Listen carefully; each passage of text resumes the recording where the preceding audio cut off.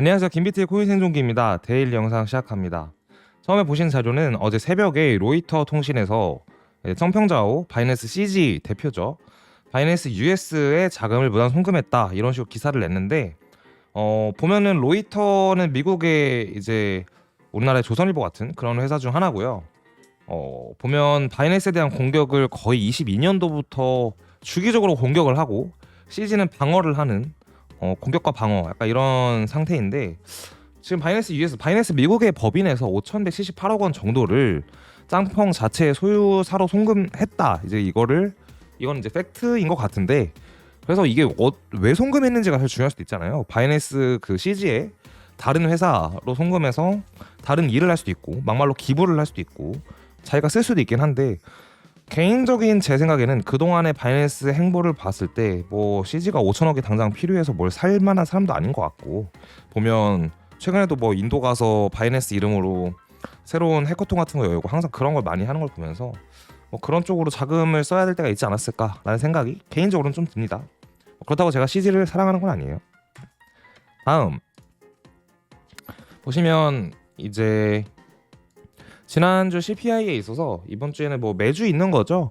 실직 청구 그 잠리스 관련된 클레임 여기 있죠. 이게 나왔고 PPI가 좀 나쁘게 나왔고 뭐 이런 게 있었는데 지난 영상에서도 조금씩 저희가 설명을 드리고 있긴 한데 이게 정책적인 부분의 기조가 끝으로 다가갈수록 사실 뭐 정책을 볼 수 있는 지표들 이런 뭐 PPI, CPI 뭐 어찌고 막 이런 거에 시장 영향력이 점점 줄어들 가능성이 높다고 봤어요. 지금도 그렇게 보고 있고요.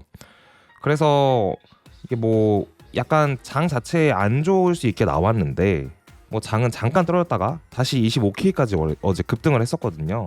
그러고 나서 이제 바이낸스 이슈가 잠깐 나오면서 장이 다시 떨어진 건데 어쨌든 이 관련된 자료를 뭐 해석을 하기 나름인데 제가 볼 때는 그냥 굳이 그렇게 중요한 것 같지는 않아요. 앞으로 엄청나게 뭔가 다른 뭔가가 나오지 않는 이상 예상하는 거에서 크게 벗어나지 않을 것 같다라는 게 제 의견입니다.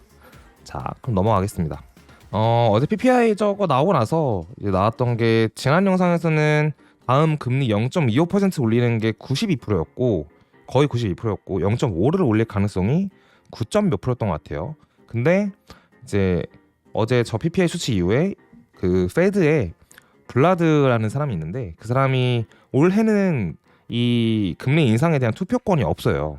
투표권이 있는 페드의 의원이 있고 없는 의원이 있는데 없는 걸로 이제 내려간 거죠.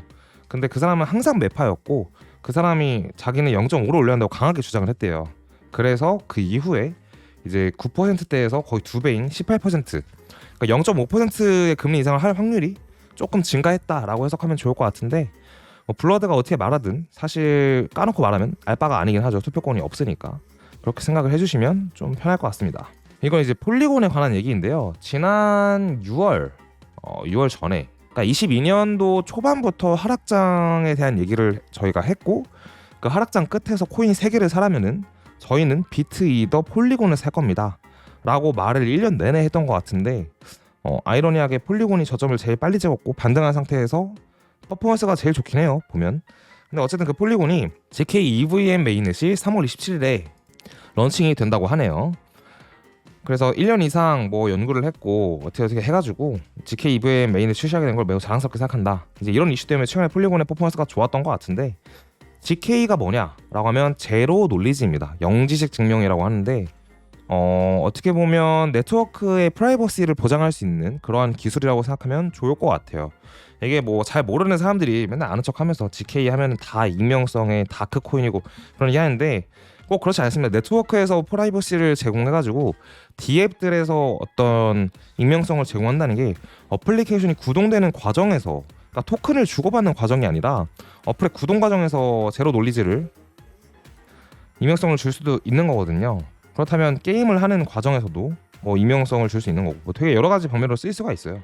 그래서 보면 올해 23년도의 키워드가 지금 22년 말부터 왔던 키워드는 제가 봤을 때 아비트럼 관련이었고 그리고 현재의 키워드는 GK인 경우가 많아요. 따라서 바이낸스에 최근에 많이 오른 종목 중에 하나가 미나라고 있는데 미나도 GK 관련이고 폴리곤은 이더리움 네트워크에서의 GK 관련이라고 보면 좋을 것 같습니다. 차트를 보시겠습니다. 네, 차트를 보면 일단 이 검은색 선에서의 저항을 맞을 수 있다. 요 선이요, 요 선. 이게 이제 루나 때부터 올라왔던 루나 때 저점에서 지지선을 형성해서 FTX 사태 직전의 고점을 저항선으로 이렇게 이으면은 그 선이 곧 어제의 고점 부근의 선이고, 또 동시에 주봉으로 보게 되면 저번에 얘기했던 MA 200일선과 51선의 교차점, 그 MA 200일선의 저항을 캔들로서 꼬리로 맞을 수 있다라고 했는데, 그게 이제 25K 부근이었고, 마침 여기가 현재 매물 대상으로 지난 베어마켓 랠리가 있었던 루나 사태 이후에 요 비트의 반등 구간, 요때 이더리움은 2배 올랐거든요.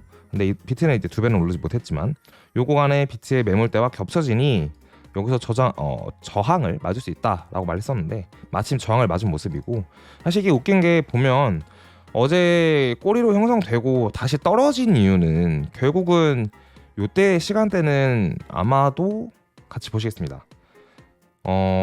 21시봉이니까 어제 밤 9시부터 새벽 1시까지 올랐다가 여기서 다시 떨어지게 된 게 CG 얘기가 새벽 3시에 나왔어요. 그러니까 여기부터 이제 이렇게 떨어진 건데, 제가 최근에 그런 얘기를 했던 것 같아요. 뉴스보다 차트가 더 중요한 시대가 도래했다. 그렇게 보면 CG 얘기가 나오기 전에 이미 올랐고 CG가 나오고 떨어졌는데, 그럼 이 얘기를 25K의 저항을 얘기했던 저희는 CG 얘기를 안 건 아니잖아요. 그러니까 잘했다라는 걸 떠나서 점점 차트의 중요성을 우리가 이해하고 있는 게 좋지 않을까라는 얘기를 드리고 싶어서 말씀을 드립니다. 보시면 일봉상에서 근데 저항을 맞았으니까 제차 25K를 뚫어준다면 제가 볼 때 26K에서 28K까지는 금방 가지 않을까라는 생각이 있고, 주봉상에서도 사실 주봉이 모양 자체가 굉장히 이쁜 상황이기 때문에, 또한 루나 사태 이후로 MACD의 0 이상으로 지금 올라가지 못하고 아래에서 비빌덕대고 있었는데 0을 다음 주면은 0 위로 올라갈 것 같거든요. 그런 것도 꽤나 좋아 보이는 모습 중 하나이고요. 이거를 약간 비트 스탬프의 차트로 보면, 차트를 잠깐 지울게요. 보시면 이 MA 200일선 이하에 있던 게 지난 12년의 비트코인 역사상 처음 있는 일이지만, 이 위로 갈 수 있다고 생각하는 이유와 이 위에서 우리가 장이 좋아질 거라고 생각하는 이유가 사실 한 가지가 있어요.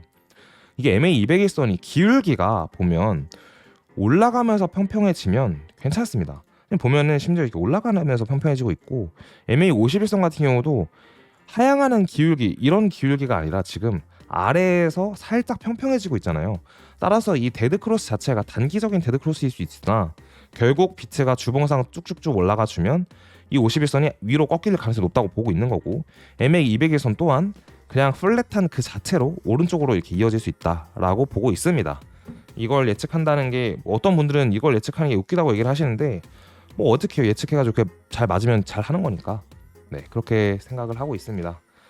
비트는 이렇게 정리할 수 있을 것 같고요. 도미넌스 같은 경우에는 보시면 지속적으로 도미넌스가 떨어질만 할 때면 다시 급등을 하는 상황을 보여주고 있어요. 이 말은 뭐냐, 결국 말씀드린 것처럼 비트가 약간 시장을 견인하고 독주하는 경향이 있는 그러한 상황이다 라고 해석을 하면 좋을 것 같습니다.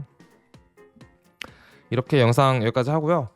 마치도록 하고 주말 잘 보내시고, 아마 주말에 변동성이 이번 주엔 좀 있을 것 같아요. 있을 수 있을 것 같고, 지난주 같은 경우에는 저희가 주말에 별거 없을 것 같으니까 편히 쉬세요 뭐 이랬던 것 같은데, 이번 주에는 같이 한번 보시는 게 좋지 않을까라는 생각이 듭니다. 그거에 따라서 다음 주가 어떻게 펼쳐질지 기대가 될 수 있으니까요. 좋은 주말 보내시고 오늘 여기까지 하겠습니다. 감사합니다.